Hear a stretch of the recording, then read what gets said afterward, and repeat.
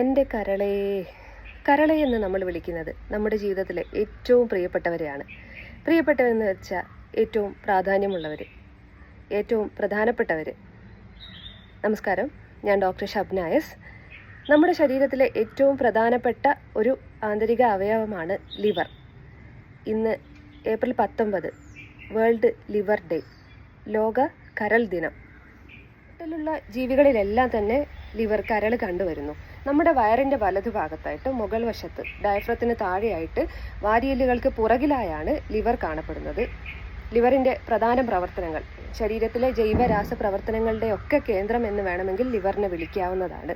പ്രധാനമായും മാംസ്യത്തിൻ്റെ നിർമ്മാണം, രക്തക്കട്ട പിടിക്കാൻ സഹായിക്കുന്ന ക്ലോട്ടിൻ ഫാക്ടറുകളുടെ നിർമ്മാണം, അയണിൻ്റെ ഇരുമ്പ് സത്തിൻ്റെ സ്റ്റോറേജ്, ഗ്ലൈക്കോജൻ്റെ ശേഖരണ കേന്ദ്രം, അമോണിയയെ യൂറിയ ആക്കി മാറ്റുന്ന പ്രവർത്തനം, ഹോർമോണുകളുടെ അളവുകളുടെ ക്രമീകരണം, കൊളസ്ട്രോൾ ഉൽപ്പാദനം എന്നിവയൊക്കെയാണ്, ഹോർമോണുകളുടെ അളവുകൾ ക്രമീകരിക്കുക എന്നിവയൊക്കെയാണ് ലിവറിൻ്റെ പ്രധാന പ്രവർത്തനങ്ങൾ. ലിവറിനെ ബാധിക്കുന്ന പ്രധാന അസുഖങ്ങൾ എന്ന് പറയുന്നത് മഞ്ഞപ്പിത്തം, ലിവർ സിറോസിസ്, ഫാറ്റി ലിവർ, കരളിനെ ബാധിക്കുന്ന ക്യാൻസർ എന്നിവയൊക്കെയാണ്. ലിവറിൻ്റെ പ്രവർത്തനങ്ങൾ ഏതാണ്ട് മുക്കാൽ ഭാഗത്തോളം തന്നെ പ്രവർത്തനങ്ങൾ നിലച്ചുപോയാലും ഉത്തരവാദിത്ത ബോധത്തോടെ, ചുമതലാബോധത്തോടെ പ്രവർത്തിക്കുന്ന ഒരു അവയവം കൂടിയാണ് ലിവർ. മുറിച്ചു മാറ്റിയാലും വീണ്ടും വളർന്നു വരുന്ന ഒരു അവയവം കൂടിയാണ് ലിവർ. ലിവറിൻ്റെ പ്രവർത്തനങ്ങൾ ഉള്ള വ്യതിയാനങ്ങൾ അല്ലെങ്കിൽ ലിവറിനെ ബാധിക്കുന്ന അസുഖങ്ങൾ തുടക്കഘട്ടത്തിൽ മനസ്സിലാവണമെന്നില്ല. അത് തന്നെയാണ് പ്രധാന പ്രശ്നവും.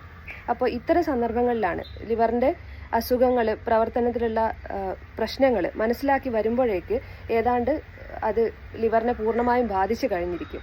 അപ്പോൾ ഇത്തരം സന്ദർഭങ്ങളിലാണ് ലിവർ ഫംഗ്ഷൻ ടെസ്റ്റുകളുടെ, LFT എന്നറിയപ്പെടുന്ന ലിവർ ഫംഗ്ഷൻ ടെസ്റ്റുകളുടെ പ്രാധാന്യം. ഇത്തരം LFT ലിവർ ഫംഗ്ഷൻ ടെസ്റ്റുകൾ ചെയ്യുന്നതിലൂടെ ലിവറിനെ ബാധിക്കുന്ന അസുഖങ്ങൾ നമുക്ക് കണ്ടെത്താൻ സാധിക്കും. ലിവറിൻ്റെ അസുഖങ്ങളിൽ നിന്ന് ശരീരത്തെ തടയുന്നതിനുള്ള പ്രധാന വഴികൾ എന്ന് പറയുന്നത് ജീവിതശൈലി രോഗങ്ങൾ ഒരു വിധത്തിൽ ക്രമീകരിച്ച് നിർത്തുക, നിത്യമുള്ള വ്യായാമം, നല്ല ഭക്ഷണശീലങ്ങൾ, മദ്യപാനം ഒഴിവാക്കുക, കൊഴുപ്പടങ്ങിയ ഭക്ഷണങ്ങൾ കുറയ്ക്കുക എന്നിവയൊക്കെയാണ്. കൂടാതെ ആവശ്യമായ ഘട്ടങ്ങളിൽ വാക്സിനുകൾ, ഹെപ്പറ്റൈറ്റിസ് വാക്സിനുകൾ പോലെയുള്ള വാക്സിനുകൾ സ്വീകരിക്കുക, മരുന്നുകൾ എപ്പോഴും ഡോക്ടർമാരുടെ നിർദ്ദേശപ്രകാരം മാത്രം കഴിക്കുക എന്നിവയൊക്കെയാണ്. ഏപ്രിൽ 19 ഇന്ന് ലോക കരൾ ദിനമാണ്. കരൾ ദിന ആശംസകൾ.